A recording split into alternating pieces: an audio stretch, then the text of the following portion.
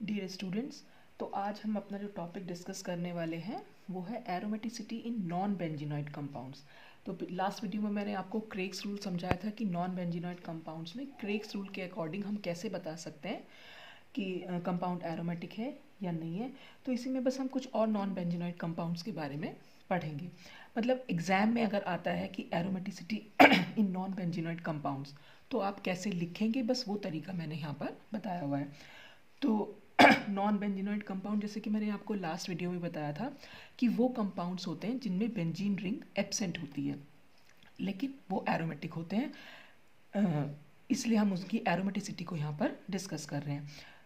ऐसा नहीं है कि सारे नॉन बेंजीनॉइड कंपाउंड एरोमेटिक होते हैं, पर जो एरोमेटिक होते हैं बस ये है कि नॉन बेंजीनॉइड कंपाउंड का मतलब है जिनमें बेंजीन रिंग नहीं है, बस आपको सिर्फ इतना ध्यान रखना है। तो a non benzenoid aromatic compound is defined as that compound which does not have a benzene ring but exhibits aromatic character. तो ये वहाँ पर है, क्योंकि हम ये कह रहे हैं कि नॉन बेंजीनॉइड एरोमेटिक कंपाउंड है, इसलिए हमने ये कहा कि एक तो उसमें बेंजीन रिंग नहीं है इसलिए नॉन बेंजीनॉइड है, और क्योंकि वो एरोमेटिक करेक्टर एग्जिबिट कर रहा है इसलिए हम उसको नॉन बेंजीनॉइड एरोमेटिक कंपाउंड बोल रहे हैं। तो ये तो मैंने पिछले वीडियो में भी आपको यही लाइन लिखवाई थी, तो इसमें थोड़ा सा इंट्रोडक्शन देने के लिए मैंने इसको वापस से लिखा है। तो aromaticity of monocyclic non benzenoid compounds can be known by Huckel's rule, whereas aromaticity of polycyclic non benzenoid compounds can be known by Craig's rule. ये भी मैंने आपको लास्ट वीडियो में बताया था कि जो भी मोनोसाइक्लिक नॉन बेंजीनॉइड कंपाउंड है, अगर हमें उनकी एरोमेटिसिटी चेक करनी है तो वो तो हम हकल्स रूल के अकॉर्डिंग कर लेंगे। तो ये सब एरोमेटिसिटी के बारे में, हकल्स रूल के बारे में मैं अपने प्रीवियस वीडियोस में बता चुकी हूँ, तो अगर आपने वो वीडियोस नहीं देखे तो पहले आप वो वीडियो देखिएगा। और whereas aromaticity of polycyclic non benzenoid compounds, अगर कंपाउंड जो हमारा नॉन बेंजीनॉइड है अगर वो पॉलीसाइक्लिक है, मतलब उसमें एक से ज़्यादा रिंग है, तब हम हकल्स रूल के अकॉर्डिंग उसकी जो एरोमेटिसिटी है वो नहीं बता पाते, तब हम एक दूसरा रूल लगाते हैं वहाँ पर, क्रेग्स रूल, जिसके बारे में मैंने अपने लास्ट वीडियो में डिस्कस भी किया था। तो अब हम यहाँ देख लेते हैं कुछ एरोमेटिक कंपाउंड्स कौन से हैं वो जो हम नॉन बेंजीनॉइड जो है पढ़ने जा रहे हैं। तो सबसे पहले हम इसमें डिस्कस करेंगे मोनोसाइक्लिक एरोमेटिक आयंस। तो यहाँ पर हम एक्सक्यूज मी, मोनोसाइक्लिक और पॉलीसाइक्लिक दोनों ही करने वाले हैं, पर आज के वीडियो ये part aromaticity non benzenoid compounds में दो पार्ट्स में बताऊंगी। आज मैं आपको सिर्फ पहला पार्ट बता रही हूँ क्योंकि काफ़ी लंबा वीडियो हो जाता है। तो इसमें हम सिर्फ डिस्कस करेंगे मोनोसाइक्लिक एरोमेटिक आयंस, ऐसे आयंस जिसमें सिर्फ एक रिंग प्रेजेंट होगी। तो सबसे पहले हम शुरू कर लेते हैं 2 पाई इलेक्ट्रॉन सिस्टम से। तो हकल्स रूल के अकॉर्डिंग अगर कोई एरोमेटिक कंपाउंड है तो उसमें मिनिमम 2 पाई इलेक्ट्रॉन तो होते ही हैं, ठीक है। तो 2 पाई से हम शुरू करते हैं, मतलब 2 पाई इलेक्ट्रॉन से शुरू करते हैं। जैसे हकल्स रूल में मैंने आपको बताया भी था कि आप सिर्फ नंबर ऑफ पाई बॉन्ड्स के बेसिस पर भी बता सकते हैं। अगर एरोमेटिक कंपाउंड होगा तो मिनिमम उसमें 2 पाई इलेक्ट्रॉन्स तो होंगे ही। फिर आपको एक्सक्यूज मी, फिर आपको क्या करना है, इसमें सिर्फ 4 नंबर ऐड करने हैं। यानी 2 में अगर हम 4 ऐड कर देंगे तो 6 बन जाएगा, 6 में 4 ऐड करेंगे तो 10 बन जाएगा, 10 में 4 ऐड करेंगे तो इस तरह से ये जो 4 का डिफरेंस है, ये सब अगर नंबर ऑफ पाई इलेक्ट्रॉन्स है, किसी कंपाउंड में 6 है जैसे बेंजीन में, किसी कंपाउंड में 10 पाई इलेक्ट्रॉन्स है, अगर 14 है, तो वो जो कंपाउंड्स होते हैं वो एरोमेटिक कंपाउंड्स होते हैं। बाकी उसमें हमें 3 कंडीशंस जो ऑलरेडी मैंने आपको कुल मिलाकर 4 कंडीशंस बताई थी कि प्लानर होगा कंपाउंड, साइक्लिक होगा, कॉन्जुगेटेड होगा, और ये हकल्स रूल को फॉलो भी करेगा। यानी 4n+2 इज इक्वल टू अगर पाई इलेक्ट्रॉन्स होंगे तब कंपाउंड जो है वो एरोमेटिक होगा। तो ये सब मैं अपने एरोमेटिसिटी वाले वीडियो में बता चुकी हूँ, तो अगर आपने नहीं देखा है तो पहले वही देखिएगा। तो बेसिक सिस्टम हमारा 2 पाई इलेक्ट्रॉन सिस्टम है। इसमें हम सबसे पहले कौन सा आयन पढ़ रहे हैं, साइक्लोप्रोपिनाइल कैटायन। ये भी मैंने अपने प्रीवियस वीडियोज़ में डिस्कस किया हुआ है। तो इसमें हमें वही देखना है कि हमें 4 कंडीशंस देखनी है। प्लानर, साइक्लिक तो है ये, दूसरा है प्लानर। प्लानर के लिए मैंने आपको बताया था हर कार्बन आपका sp2 हाइब्रिडाइज्ड होना चाहिए। तो यहाँ पर ये तीनों कार्बन जो है वो sp2 हाइब्रिडाइज्ड है। तो ये सब भी मैं बता चुकी हूँ आपको पहले कि आपको sp2 हाइब्रिडाइज्ड कैसे मालूम पड़ेगा।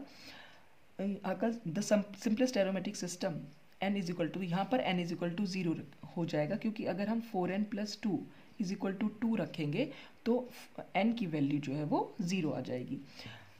तो इसकी जो एरोमेटिसिटी है, इसमें रेजोनेटिंग स्ट्रक्चर हम बना सकते हैं, कॉन्जुगेशन शो कर सकते हैं, यानी डीलोकलाइजेशन ऑफ इलेक्ट्रॉन्स हम इसमें दिखा सकते हैं। तो इसकी रेजोनेंस एनर्जी भी काफ़ी हाई होती है। तो यहाँ पर सिर्फ रेजोनेटिंग स्ट्रक्चर बताए हुए हैं और ये बताया हुआ है कि साइक्लोप्रोपीनियम आयन या साइक्लोप्रोपिनाइल कैटायन जो होता है उसमें सिर्फ 2 पाई इलेक्ट्रॉन्स होते हैं, तो जिसकी वजह से वो एरोमेटिक है। और बाकी जो तीनों 4 कंडीशन है हकल्स रूल की, वही प्लानर, साइक्लिक और कॉन्जुगेशन, कंप्लीटली कॉन्जुगेटेड है ये, तो इसलिए ये जो है एरोमेटिक माना जाता है। तो ये सब आप इसकी रेजोनेटिंग फॉर्म बना सकते हैं। तो ये बहुत इजी है resonating form banana, I think आपको आता भी होगा कि अगर आप सपोज़ इस बॉन्ड को अगर आप यहाँ मूव कराएंगे तो ये बॉन्ड तो यहाँ बन जाएगा, लेकिन ये वाले कार्बन का जो है इलेक्ट्रॉन चला जाए, क्योंकि ये जो इलेक्ट्रॉन है वो इस कार्बन का है, और जब हम यहाँ बना रहे हैं तो ये इलेक्ट्रॉन अब यहाँ चला गया है, तो इसलिए इस कार्बन पर आ जाएगा पॉजिटिव चार्ज। फिर हमने इसको भी यहाँ मूव करा दिया, इस बॉन्ड को अगर हम यहाँ मूव कराएंगे तो अब इस कार्बन का ये इलेक्ट्रॉन, देखिए इस कार्बन का तो इलेक्ट्रॉन यहीं पर रहा, लेकिन इस कार्बन का जो ये इलेक्ट्रॉन था वो यहाँ मूव कर गया, तो इसलिए इस कार्बन पर पॉजिटिव चार्ज। तो इस तरह से पॉजिटिव चार्ज पूरी रिंग पर जो है डिस्पर्स्ड रहता है। और हम इसका जो ये हमारा जो होता है रेजोनेंस हाइब्रिड होता है। ये सब रेजोनेटिंग स्ट्रक्चर्स हैं, ये रेजोनेंस हाइब्रिड है। तो रेजोनेंस हाइब्रिड में क्योंकि सिर्फ 2 ही पाई इलेक्ट्रॉन हैं, तो इसलिए जो है हकल्स रूल को ये फॉलो कर रहा है, तो अकॉर्डिंग टू हकल्स रूल ये एरोमेटिक हो जाएगा। तो आप चाहे तो इसका स्क्रीनशॉट ले सकते हैं। अब हम देखेंगे साइक्लोप्रोपिनाइल कैटायन किन किन कंपाउंड्स में हमें देखने को मिलता है। तो जैसे cyclopropenone and its derivative can be represented as cyclopropenium ion. तो साइक्लोप्रोपिनोन क्या हुआ, साइक्लोप्रोपीन बनाई और फिर उसमें कीटोन जोड़ दिया, तो ये हो जाएगा हमारा साइक्लोप्रोपिनोन, इतना पोर्शन। फिर साइक्लोप्रोपिनोन का डेरिवेटिव क्या हो गया, ये डाईफिनाइल साइक्लोप्रोपिनोन है, C6H5 फिनाइल ग्रुप होता है, तो इसलिए हमने इसको इसका नाम दे सकते हैं डाईफिनाइल साइक्लोप्रोपिनोन। तो diphenyl cyclopropenone was found to be very stable compound. ये देखा गया कि बहुत स्टेबल है, रेजोनेंस एनर्जी इसकी काफ़ी हाई है, डाइपोल मूवमेंट होता है इसमें। तो ये जैसे एग्जाम में आता है, एग्जाम में कई बार सिर्फ स्ट्रक्चर बने हुए आ जाते हैं कि आप सिर्फ इस स्ट्रक्चर से शो, मतलब ये स्ट्रक्चर होगा और पूछा जाएगा कि कंपाउंड एरोमेटिक है कि नहीं है। तो इस स्ट्रक्चर के बेस पर तो हम एरोमेटिसिटी नहीं बता सकते हैं, ठीक है। लेकिन अगर हम इसका रेजोनेटिंग फॉर्म बनाएं, रेजोनेटिंग फॉर्म में क्या होगा, ये C double bond O group है, कार्बोनिल ग्रुप जुड़ा हुआ है इसमें। तो अगर ये ऑक्सीजन क्योंकि इलेक्ट्रोनेगेटिव है, तो ये इस पाई बॉन्ड के इलेक्ट्रॉन को अपनी तरफ खींचेगा। तो जब ये बॉन्ड यहाँ शिफ्ट हो जाएगा तो इस पर आ जाएगा नेगेटिव चार्ज, और क्योंकि इस कार्बन का ये इलेक्ट्रॉन ऑक्सीजन के पास चला गया है, इसलिए इस कार्बन पर आएगा पॉजिटिव चार्ज। तो ये जो बेसिक यूनिट यहाँ बन के आई, क्योंकि वो एरोमेटिक है नेचर में, ये साइक्लोप्रोपिनाइल कैटायन ही तो बन के आया, तो इसलिए हम ये कह सकते हैं कि इस साइक्लोप्रोपिनोन या इसके डेरिवेटिव्स जो होते हैं वो नेचर में एरोमेटिक होते हैं। क्योंकि साइक्लिक, कॉन्जुगेशन और प्लानर तो ये हैं ही, साथ ही साथ हमने इनका यहाँ से हमने इसको ये भी बता दिया कि ये क्योंकि साइक्लोप्रोपिनाइल कैटायन अपने आप में एरोमेटिक होता है और इसमें साइक्लोप्रोपिनाइल कैटायन प्रेजेंट है इसकी रेजोनेटिंग फॉर्म में। इसमें डाइपोल मूवमेंट भी आपको दिख रहा होगा, 2 पोल्स बने हुए हैं, एक पॉजिटिव एक नेगेटिव, तो इसका डाइपोल मूवमेंट भी होता है, कंपाउंड स्टेबल भी है, रेजोनेंस शो करता है। तो ये सब एरोमेटिसिटी के प्रॉपर्टीज़ होती हैं, तो इसलिए ये नेचर में एरोमेटिक है। इसके बाद हम और एक कंपाउंड देखते हैं, मिथाइलिन साइक्लोप्रोपीन। मिथाइलिन साइक्लोप्रोपीन जैसे ट्राइफल्वीन, ये क्या हो जाती है मिथाइलिन साइक्लोप्रोपीन, देखिए यहाँ पर क्या होगा, हमने एक बेंजीन रिंग बना दी, एक ये ट्रायंगल बनाया, यानी हमने यहाँ पर साइक्लोप्रोपीन बनाई और इसमें मिथाइलिन ग्रुप जोड़ दिया, यानी इस तरह से ये है मिथाइलिन साइक्लोप्रोपीन। तो ये और इसके डेरिवेटिव्स जो हैं वो भी नेचर में एरोमेटिक होते हैं। अब कैसे हम शो कर सकते हैं, फिर से हम वही रेजोनेटिंग फॉर्म के थ्रू हम इसको बता सकते हैं। तो अगर हम इसका ले लें डाइसाइनो डेरिवेटिव, डाइसाइनो डेरिवेटिव का मतलब क्या हो जाएगा, देखिए एक तो ना ये जो दोनों H हैं वो अगर हम CN ग्रुप से रिप्लेस कर दें, तो यहाँ पर हमने क्या करा, दोनों H को CN ग्रुप से रिप्लेस कर दिया और ये हमने डाइफिनाइल यहाँ पर जैसे पहले लिया हुआ था ऐसे ही हम इसको बोल सकते हैं कि जो हमारा ये डाइसाइनो डेरिवेटिव हो गया इसका डाइफिनाइल जो मिथाइलिन साइक्लोप्रोपीन का, ठीक है। तो अब ये जो डाइसाइनो डेरिवेटिव है इसमें भी अगर हम देखें तो यहाँ पर भी हमें डाइपोल मूवमेंट और रेजोनेंस देखने को मिलेगी। तो कंपाउंड जैसे ऐसे बन के आएगा आपके पास एग्जाम में जब आता है कि कंपाउंड बताइए कि एरोमेटिक है कि नहीं है।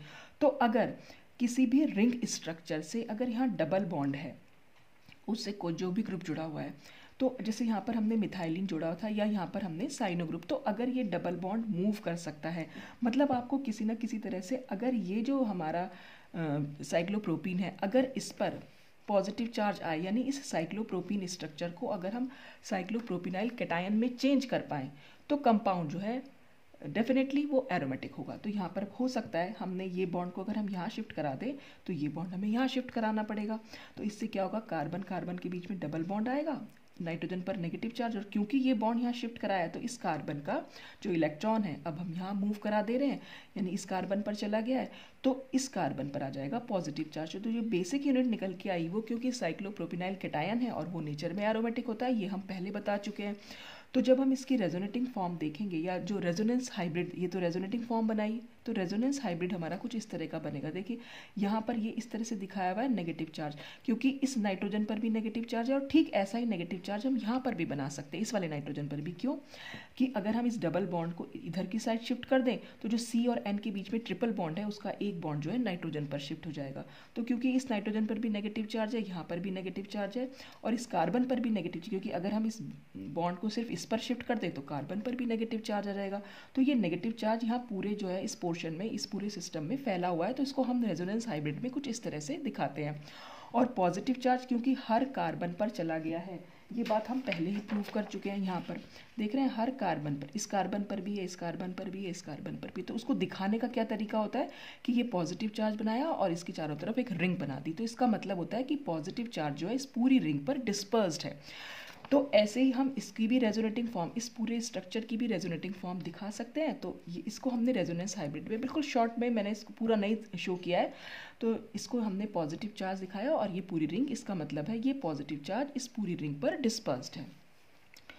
तो इस तरह से हम कह सकते हैं कि जो मिथाइलिन साइक्लोप्रोपीन है या डाइसाइनो डेरिवेटिव्स जो हैं इसके, या जो इसके डेरिवेटिव्स होते हैं वो जो है नेचर में एरोमेटिक होते हैं। अब cyclopropenium cation also occurs in resonance form of cyclopropinylidene, cyclopentadiene। अब ये एक कंपाउंड हो गया, इनको एक्चुअली हम फल्वीन्स बोलते हैं। तो फल्वीन्स में हमने क्या देखा, ये जो पर्टिकुलर कंपाउंड है इसका नाम हो गया साइक्लोप्रोपिनाइलडीन, यानी ये साइक्लोप्रोपिनाइल रिंग है और साइक्लोपेंटाडाइन रिंग है। तो इनका नाम जब हम लिखेंगे, क्योंकि दोनों के बीच में डबल बॉन्ड है, तो इसलिए इसका नाम हो जाएगा साइक्लोप्रोपिनाइलडीन साइक्लोपेंटाडाइन। तो इसका नाम तो एज इट इज़ लिखा, इसमें हमने इन और जोड़ा है क्योंकि ये डबल बॉन्ड से अटैच्ड है। तो ये जो कंपाउंड है, इस टाइप के कंपाउंड्स जिनमें दो रिंग्स इस तरह से डबल बॉन्ड से अटैच्ड होती हैं, तो ज़्यादातर उनको हम फल्वीन्स बोल देते हैं। अब हमें क्या करना है, हमें तो यहाँ पर दिखा जब जब इस तरह से दो रिंग्स जुड़ी हुई हों, इस कंपाउंड फिर से आपके पास एग्जाम में कुछ इस तरह से बना हुआ आएगा, और ये सब क्वेश्चंस आए हुए हैं प्रीवियस क्वेश्चन पेपर्स में। तो आपको क्या करना है, इस डबल बॉन्ड को कुछ इस तरह से मूव कराना है कि दोनों ही रिंग हमारी एरोमेटिक बन जाए। तो देखिए अगर मैं इस, तो अब हमें ये तो पता है कि ये वाली जो साइक्लोप्रोपिन रिंग होती है, अगर हम इसको साइक्लोप्रोपिनाइल कैटायन बना सकें, तो कैटायन कब बनाएंगे, जब ये डबल बॉन्ड जो है हम इस कार्बन पर शिफ्ट कर देंगे। तो इस कार्बन पर तो आ जाएगा नेगेटिव चार्ज और नीचे वाले कार्बन पर आ जाएगा पॉजिटिव चार्ज। तो इस तरह से क्या होगा, दोनों रिंग हमारी एरोमेटिक बन जाएंगी। कैसे, ये तो हो गया साइक्लोप्रोपिनाइल कैटायन। यहाँ पर अगर हम इस रिंग में, पर्टिकुलर इस रिंग की बात करें, तो यहाँ पर सिर्फ हमें ये साइक्लिक भी है नेचर में, ठीक है, और कॉन्जुगेशन है यहाँ पर, वही साइक्लोप्रोपिनाइल कैटायन के बारे में जो हमने बात की थी, 4n+2 रूल भी फॉलो कर रहा है। अगर हम ऊपर वाली रिंग देखें तो ये क्या बना है, साइक्लोपेंटाडाइनाइल एनायन बना है। और अगर हम इसमें काउंट करें इलेक्ट्रॉन्स, तो 1 2 3 4, और क्योंकि यहाँ पर नेगेटिव चार्ज है तो 2 इलेक्ट्रॉन्स वो भी हैं। इनको हम क्यों काउंट कर रहे हैं, ये सब मैं अपने प्रीवियस वीडियो में बता चुकी हूँ। तो ये सारे कार्बन sp2 हाइब्रिडाइज्ड हैं। टोटल नंबर ऑफ इलेक्ट्रॉन इसमें 6 हैं, और 6 पाई इलेक्ट्रॉन्स वाला कंपाउंड जो है वो एरोमेटिक होता है। प्लानर भी है, कॉन्जुगेशन भी है, रिंग स्ट्रक्चर भी है, और 4n+2 रूल भी फॉलो कर रही है। ये दोनों ही रिंग्स के बारे में, तो दोनों ही रिंग्स हमारी एरोमेटिक बन रही हैं। तो इसलिए ये ओवरऑल ये कंपाउंड जो है हमारा एरोमेटिक कहलाएगा। तो ये नेगेटिव चार्ज पूरी रिंग पर डिस्पर्स हो सकता है। कैसे, अगर मैं ये बॉन्ड यहाँ पर शिफ्ट कर, नेगेटिव चार्ज है, तो देखिए ये नेगेटिव चार्ज सपोज यहाँ पर शिफ्ट कर दिया इस बॉन्ड पर, तो ये तो डबल बॉन्ड बन जाएगा, और ये वाला जो बॉन्ड है ये इस वाली रिंग पर शिफ्ट करेगा, फिर ये वाला जो है यहाँ पर आ जाएगा। तो इस तरह से हम ये दिखा सकते हैं कि नेगेटिव चार्ज, इसकी अगर हम रेजोनेटिंग फॉर्म बनाएंगे तो ये रिंग जो है, ये जो नेगेटिव चार्ज पूरी रिंग पर डिस्पर्स हो सकता है, तो इसीलिए मैंने यहाँ पर नेगेटिव चार्ज और ये रिंग बना दी। इसका मतलब है ये नेगेटिव चार्ज पूरी रिंग पर डिस्पर्स है, और ये पॉजिटिव चार्ज तो मैंने आपको पहले दिखाया है कि पूरी रिंग पर कैसे डिस्पर्स होता है। तो इस तरह से इसमें रेजोनेंस है, डाइपोल मूवमेंट भी है, कंपाउंड स्टेबल भी है, तो और वो सब कंडीशन, जो 4 कंडीशंस मैंने आपको एरोमेटिसिटी की बताई थी, वो सब भी, और एनएमआर स्पेक्ट्रम भी ये शो करता है कि ये डायट्रॉपिक मॉलिक्यूल है, रिंग करंट है इसमें, इंड्यूस रिंग करंट, वो सब मैंने आपको क्राइटेरिया फॉर एरोमेटिसिटी में भी समझाया था कि कैसे मॉलिक्यूल को डायट्रॉपिक या पैराट्रॉपिक बता सकते हैं। तो वो सारी कंडीशंस एरोमेटिसिटी की, क्योंकि ये फुलफिल कर रहा है, तो इसलिए जो फल्वीन्स होती हैं तो वो जो है जहाँ पर भी हम ये बना सकें, बस आपको सिर्फ इतना चेक करना है कि दोनों ही रिंग्स को आपको किसी ना किसी तरह से ये चार्ज इस तरह से शिफ्ट करेंगे कि अगर दोनों ही रिंग एरोमेटिक आएंगी तभी कंपाउंड एरोमेटिक होगा, अदरवाइज एरोमेटिक नहीं होगा। बस आपको इतना ध्यान रखना है। तो अगर सपोज इसके साथ एक और हम साइक्लोपेंटाडाइन रिंग जोड़ दें, मान लीजिए कंपाउंड आपका कुछ ऐसे हो जाएगा, ये ऐसे बनाया और यहाँ ओ सॉरी, मैंने फिर से वही बना दिया। ये अगर मैं ऐसे बना पाऊँ, ये नहीं है, और ये फिर से मैं एक डबल बॉन्ड बना दूँ, तो अब अगर हम इस रिंग को यहाँ पर शिफ्ट कर दें चाहे यहाँ पर शिफ्ट कर दें, तो एक रिंग पर पॉजिटिव और एक रिंग पर नेगेटिव जाएगा। तो एक रिंग तो हमारी एरोमेटिक हो जाएगी, लेकिन दूसरी रिंग हमारी एरोमेटिक नहीं हो पाएगी, तो ये कंपाउंड जो है एरोमेटिक नहीं होगा। जैसे अगर हमने ये कर दिया, दोनों ही अगर सेम है, दोनों ही रिंग अगर सेम है तो कंपाउंड एरोमेटिक नहीं हो पाएगा, क्योंकि एक रिंग पर पॉजिटिव चार्ज है तो दूसरी रिंग पर नेगेटिव चार्ज है। तो ये तो साइक्लोप्रोपिनाइल कैटायन बन गया, लेकिन ये रिंग जो है साइक्लोप्रोपिनाइल एनायन बनी, और साइक्लोप्रोपिनाइल एनायन जो है उसका नेचर क्या होता है, एंटी एरोमेटिक। ये सब मैं आपको पहले बता चुकी हूँ। तो ये ओवरऑल ये कंपाउंड एरोमेटिक नहीं होगा, ठीक है। तो आप इसका स्क्रीनशॉट ले सकते हैं। Excuse me. फिर नेक्स्ट हमारा जो कैटायन है वो है हमारा साइक्लोब्यूटाडाइनाइल डाइकैटायन। तो जो साइक्लोब्यूटीन होती है वो तो नेचर में एंटी एरोमेटिक होती है, ये तो मैं आपको पहले भी बता चुकी हूँ, क्योंकि ये जो हम बना रहे हैं, ठीक है, ये तो एंटी एरोमेटिक है क्योंकि इसमें जो पाई इलेक्ट्रॉन्स का नंबर है वो 4n के इक्वल है, यानी कि 4 इलेक्ट्रॉन्स है, n इज इक्वल टू 4 है। तो 4 पाई इलेक्ट्रॉन्स वाले जो होंगे वो क्या हो जाते हैं, वो हमारे एंटी एरोमेटिक होते हैं। अगर हम 4 से शुरू करें और 4 का ही डिफरेंस रखना है, 4 फिर ये 12 फिर 16, तो अगर ये पाई इलेक्ट्रॉन्स होंगे तो नेचर में कंपाउंड जो है वो एंटी एरोमेटिक होता है, अगर वो बाकी सारी तीनों कंडीशंस भी फॉलो कर रहा हो इसमें तो, ठीक है। तो अब अगर हम साइक्लोब्यूटाडाइनाइल डाइकैटायन देखें, यानी कि हम क्या कर रहे हैं, इसमें से एक बॉन्ड को कम कर दे रहे हैं, यानी यहाँ पर क्या होगा, जो भी हमारे नॉर्मली देखिए हम क्या दिखा रहे हैं, यहाँ पर एक H जुड़ा हुआ है और ये भी एक H जुड़ा हुआ है। तो अगर ये H और ये H रिमूव हो जाएगा, यहाँ से H जो है यहाँ से माइनस फॉर्म में निकले, तो यहाँ पर कार्बन पर पॉजिटिव चार्ज आ जाएगा, दोनों ही कार्बन पर पॉजिटिव चार्ज आएगा। तो अगर हम किसी तरह से इसको साइक्लोब्यूटाडाइन को साइक्लोब्यूटाडाइनाइल डाइकैटायन में चेंज करें तो वो नेचर में एरोमेटिक हो जाएगा, क्योंकि वहाँ पर भी नंबर ऑफ पाई इलेक्ट्रॉन्स अगर आप देख पा रहे हैं तो सिर्फ 2 ही हैं, तो 2 पाई इलेक्ट्रॉन सिस्टम है ये, और ये साइक्लिक भी है, इसमें कॉन्जुगेशन भी है, ये प्लानर भी है। तो इस तरह से ये नॉन बेंजीनॉइड है, क्योंकि इसमें जो है बेंजीन रिंग भी नहीं है। तो ये अगर मैंने इसकी डिफरेंट रेजोनेटिंग फॉर्म बताई है कि तो पॉजिटिव चार्ज जो है हर कार्बन एटम पर मूव कर गया है, इसीलिए यहाँ पर 2 पे पॉजिटिव, यानी कि 2 पॉजिटिव चार्ज हैं ये, और दोनों पॉजिटिव चार्ज जो हैं क्योंकि हर कार्बन एटम पर गए हैं तो इसलिए जो है वो 2 पॉजिटिव इसमें लिख दिया गया। तो इसका सब्स्टिट्यूट डेरिवेटिव जो है अगर हम प्रिपेयर कर सकते हैं, साइक्लोब्यूटाडाइनाइल कैटायन किस कंपाउंड में हम बना सकते हैं, तो वो डिफरेंट बहुत सारे कंपाउंड्स होते हैं। तो यहाँ पर मैंने एक कंपाउंड ले लिया है इसमें। तो अगर इसकी ऐसे रिएक्शन कराएंगे हम, ये रिएक्शन मैं पूरी एक्सप्लेन नहीं कर रही हूँ, बस आपको सिर्फ इतना बताया। यहाँ पर ये जो दोनों ब्रोमीन एटम है अगर ये निकल जाएंगे, Br हमेशा कैसे निकलता है, Br माइनस की फॉर्म में, ठीक है, ये इस कार्बन का इलेक्ट्रॉन लेकर निकलेगा, ये Br भी इस कार्बन का इलेक्ट्रॉन लेकर निकलेगा। तो जब कार्बन पर इलेक्ट्रॉन नहीं रहेंगे तो इसलिए कार्बन पर यहाँ पर पॉजिटिव चार्ज आ जाता है। तो इस तरह से जो ये कंपाउंड हुआ वो हमारा साइक्लोब्यूटाडाइनाइल डाइकैटायन रिंग है उसमें, इसलिए वो नेचर में एरोमेटिक है। तो कोई भी कंपाउंड आपको दिया हुआ हो तो आपको उसको एरोमेटिक कैसे बनाना है, बस आपको इतना ध्यान रखना है। जैसे ये रिंग हमें दिखाई दे रही है कि साइक्लोब्यूटाडाइन टाइप की रिंग है, तो आपके दिमाग में तुरंत आना चाहिए कि हम इसको साइक्लोब्यूटाडाइनाइल डाइकेटायन में कैसे चेंज कर सकते हैं। साइक्लोप्रोपीन रिंग है तो उसको आपको ध्यान में रखना है कि साइक्लोप्रोपिनाइल कैटायन में अगर वो चेंज हो सकती है तो वो नेचर में एरोमेटिक हो जाएगी। तो ये तो थे 2 पाई इलेक्ट्रॉन सिस्टम। ऐसे ही हम देखेंगे इसमें 6 पाई इलेक्ट्रॉन सिस्टम, जहाँ पर हमें 4n+2 रूल में हमें इक्वल टू रखना है 6 पाई इलेक्ट्रॉन्स। तो 6 पाई इलेक्ट्रॉन सिस्टम भी हमारे नेचर में एरोमेटिक होते हैं अगर वो प्लानर, साइक्लिक और कॉन्जुगेशन वाली कंडीशंस को फुलफिल कर रहे हैं। तो इसमें हम सबसे पहले देखेंगे साइक्लोपेंटाडाइनाइल एनायन। तो साइक्लोपेंटाडाइनाइल एनायन को हम कैसे बना सकते हैं वो इसमें बनाने का तरीका दिया हुआ है। इसमें से बस एक H+ को रिमूव किया है, तो जब H+ की तरह निकलेगा, यहाँ पर 2 H जुड़े हुए हैं, ठीक है ना।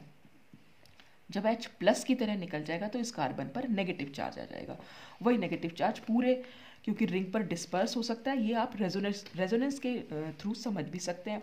अब रेजोनेंस भी मैं आपको पहले समझा चुकी हूँ। अगर आपको रेजोनेटिंग फॉर्म्स बनानी नहीं आती है तो पहले आप रेजोनेंस वाला वीडियो जाके देखिएगा।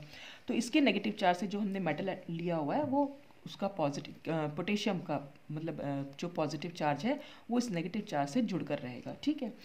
तो ये जो साइक्लोपेंटाडाइनाइल एनायन है, कुल मिलाकर इसमें 6 पाई इलेक्ट्रॉन्स है, साइक्लिक भी है, प्लानर भी है और कॉन्जुगेशन भी है इसमें। अब इसके कंपाउंड्स देख लेते हैं कि किन कंपाउंड्स में हम साइक्लोपेंटाडाइनाइल एनायन को बना सकते हैं। जैसे डाईएजोसाइक्लोपेंटाडाइन है, can be represented as cyclopentadienyl anion and its aromaticity can be confirmed by NMR spectrum. NMR से हम इसकी एरोमेटिसिटी को कन्फर्म भी कर सकते हैं। तो ये जो कंपाउंड है हमारा डाईएजोसाइक्लोपेंटाडाइन, अब इसको देखते हैं कैसे ये जो है एरोमेटिक हम इसको प्रूव कर सकते हैं। तो आप इसका स्क्रीनशॉट ले लीजिए। हमने बोला डाईएजोसाइक्लोपेंटाडाइन, तो इतना पोर्शन तो हो गया साइक्लोपेंटाडाइन का। डाईएजो माने जिसमें 2 नाइट्रोजन जुड़े हुए हैं। तो कंपाउंड ये एग्जाम में इस तरह से आया हुआ है कि अब बताइए ये कंपाउंड एरोमेटिक है कि नहीं। तो हम इसकी रेजोनेटिंग फॉर्म से इसकी एरोमेटिसिटी को एक्सप्लेन कर सकते हैं। इसमें डाइपोल मूवमेंट भी है, कंपाउंड स्टेबल भी है। तो बात फिर से वही हुई कि अगर किसी भी रिंग से आपको दिखाई दे रहा है बाहर डबल बॉन्ड है, तो बस उस डबल बॉन्ड को आपको इस तरीके से शिफ्ट करना होगा कि उस पर जो है वो हमारा जो आयन बन के आए वो हमारा एरोमेटिक हो जाए। तो हमारे पास पता है साइक्लोपेंटाडाइन, अगर हम इसका कैटायन बनाएंगे तो वो नेचर में एंटी एरोमेटिक होता है, लेकिन अगर हम इसका एनायन बनाएंगे तो वो नेचर में एरोमेटिक है। तो अगर हमें एनायन बनाए तो जाहिर सी बात है हमें ये बॉन्ड जो है यहाँ पर शिफ्ट करना पड़ेगा। तो ये बॉन्ड जब यहाँ शिफ्ट होगा तो ये नाइट्रोजन के जो इलेक्ट्रॉन, एक्चुअल में हुआ क्या है, ये जो नेगेटिव चार्ज है ये नेगेटिव चार्ज यहाँ पर मूव किया तो क्या होगा, नाइट्रोजन के यहाँ पर 1 2 3 4 5 बॉन्ड बन जाएंगे, ऊपर से पॉजिटिव चार्ज भी। तो हमें क्या करना पड़ेगा, ये बॉन्ड को यहाँ पर शिफ्ट करना पड़ेगा। तो ये इस तरह से हुआ है, इस नाइट्रोजन के बीच में ट्रिपल बॉन्ड है और ये बॉन्ड यहाँ पर मूव किया हुआ है। तो इस नाइट्रोजन का पॉजिटिव चार्ज तो एज इट इज ही रह गया, इस कार्बन पर आ गया नेगेटिव चार्ज। तो ये जो रिंग बन के आई वो क्योंकि हमारी साइक्लोपेंटाडाइनाइल एनायन रिंग बनी तो इसलिए वो जो है नेचर में एरोमेटिक है। नेक्स्ट कैटायन हम देख लेते हैं साइक्लोहेप्टाट्राइनियम कैटायन या साइक्लोहेप्टाट्राइनाइल कैटायन। तो साइक्लोहेप्टाट्राइन जो नेचर में होती है वो नॉन एरोमेटिक होती है, उसी से हमने कैटायन बना लिया। ये हमारी साइक्लोहेप्टाट्राइन थी, तो इससे फिर से वही 2 H हमने यहाँ पर जोड़ रखे हैं। एक H अगर हम रिमूव करेंगे, H- की तरह रिमूव करें तो कार्बन पर आ जाएगा पॉजिटिव चार्ज। तो उससे हमारा, और ये पॉजिटिव चार्ज क्योंकि पूरी रिंग पर डिस्पर्स हो सकता है इसीलिए मैंने इसका एक रेजोनेंस हाइब्रिड की फॉर्म में इसको दिखा दिया है। ये पॉजिटिव चार्ज पूरी रिंग पर डिस्पर्स होता हुआ है। तो साइक्लोहेप्टाट्राइनियम आयन अगर हम देखें इस पर भी क्या होगा, यहाँ पर पॉजिटिव चार्ज है और ये जो है इस तरह से, इस पर आप जो इलेक्ट्रॉन्स देख रहे हैं वो कुल मिलाकर 6 पाई इलेक्ट्रॉन्स है। तो इसलिए जो ये हकल्स रूल को फॉलो कर रहा है और इसकी एरोमेटिसिटी को भी हम NMR स्पेक्ट्रम से कंफर्म कर सकते हैं। अब कंपाउंड्स देख लेते हैं, किन कंपाउंड्स में ये कैटायन हम दिखा सकते हैं। तो tropone and its derivative can be represented as tropyl. अच्छा हाँ, इसका नाम ना हम ट्रोपाइलियम कैटायन भी, इसका नाम जो ज़्यादातर फेमस है वो ट्रोपाइलियम कैटायन की तरह से फेमस है। तो ट्रोपाइलियम या ट्रोपिनियम कैटायन भी हम इसको बोल सकते हैं। तो ट्रोपोन और उसके डेरिवेटिव्स जो है उनको हम ट्रोपाइलियम कैटायन की तरह शो कर सकते हैं। ट्रोपोन क्या होगा, इसी में अगर हम डबल बॉन्ड, ओन से मतलब होता है कीटोनिक ग्रुप, तो यहाँ पर कीटोनिक ग्रुप आ गया तो कंपाउंड आपके पास फिर से ऐसा ही बना आएगा। तो फिर से आपको जब भी रिंग के बाहर डबल बॉन्ड है बस आपको ऐसे देखना है इसका बेसिक आपको देखनी है, बेसिक यूनिट, कि वो जो हमारी बेसिक यूनिट है उसका साइक्लोहेप्टाट्राइन इसमें बेसिक यूनिट है, तो उसका कैटायन या एनायन क्या चीज़ एरोमेटिक है और क्या हम उसको उस चीज़ में चेंज कर सकते हैं या नहीं। तो इसको हम कैटायन में बना सकते हैं, और क्योंकि ऑक्सीजन बन भी रहा है, ये ऑक्सीजन क्योंकि हमारा ज़्यादा इलेक्ट्रोनेगेटिव है, ये बॉन्ड यहाँ पर शिफ्ट होगा तो इस कार्बन पर पॉजिटिव चार्ज आएगा, और ये पॉजिटिव चार्ज पूरी रिंग पर डिस्पर्स हो सकता है। तो इसलिए ये जो कंपाउंड है नेचर में एरोमेटिक है, और एनएमआर स्पेक्ट्रम से भी हम इसकी एरोमेटिसिटी को कंफर्म कर सकते हैं। फिर नेक्स्ट कंपाउंड है ट्रोपोलोन, जो ट्रोपोन का डेरिवेटिव है। A compound which has tropone structure contains aromatic character and stability more than the tropone, tropone से भी ज़्यादा एरोमेटिक ये होता है। इसकी रेजोनेंस एनर्जी ट्रोपोन के कंपैरिजन में ज़्यादा हाई होती है। तो आप इसका स्क्रीनशॉट ले सकते हैं।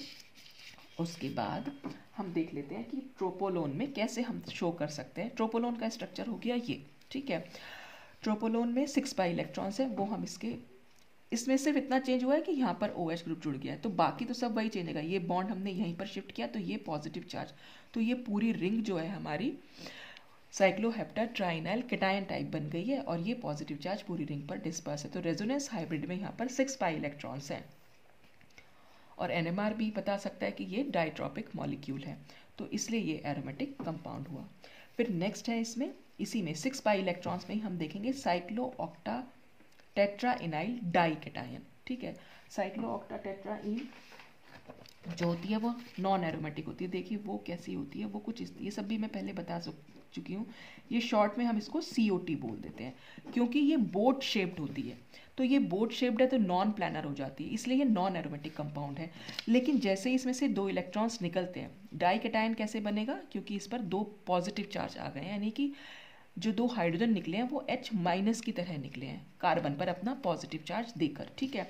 तो उससे क्या होगा, एक पूरा पाई बॉन्ड यहाँ पर खत्म हो जाता है, तो खाली इस पर सिर्फ 3 पाई बॉन्ड बचते हैं, और इस पर 2 पॉजिटिव चार्ज भी बचते हैं। तो कुल मिलाकर इस पर 6 पाई इलेक्ट्रॉन्स बचते हैं, ठीक है। तो 6 पाई इलेक्ट्रॉन्स बच रहे हैं, इसलिए जो है ये नेचर में, और इसकी जो नॉन प्लानरिटी है वो ख़त्म हो जाती है जैसे ही इसमें से H- जो है वो निकल जाते हैं 2, तो ये थोड़ा सा प्लानर हो जाता है। तो प्लानर हो गया इसलिए ये, और पाई इलेक्ट्रॉन्स भी इसमें 6 हैं, और रिंग स्ट्रक्चर तो है ही, और कॉन्जुगेशन भी यहाँ पर है, तो इसलिए जो है ये नेचर में एरोमेटिक हम इसको कहते हैं। और बाकी जो कंफर्म हम करेंगे वो NMR स्पेक्ट्रम से कंफर्म करते हैं इसको, क्योंकि ये इसका डाइट्रॉपिक नेचर होता है, इसलिए ये एरोमेटिक होता है। फिर लास्ट में आता है 10 पाई इलेक्ट्रॉन सिस्टम, ठीक है। तो 10 पाई इलेक्ट्रॉन सिस्टम में इसी का साइक्लोऑक्टा टेट्राइन का हम डाई एनायन पढ़ेंगे, कि अगर H+ की तरह निकल रहा है तो H+ की तरह निकलेगा। जैसे ये COT थी हमारी, यानी साइक्लोऑक्टा टेट्राइन, जो नेचर में नॉन प्लानर टब शेप्ड होती है, ये तो नॉन प्लानर होती है इसलिए नॉन एरोमेटिक है।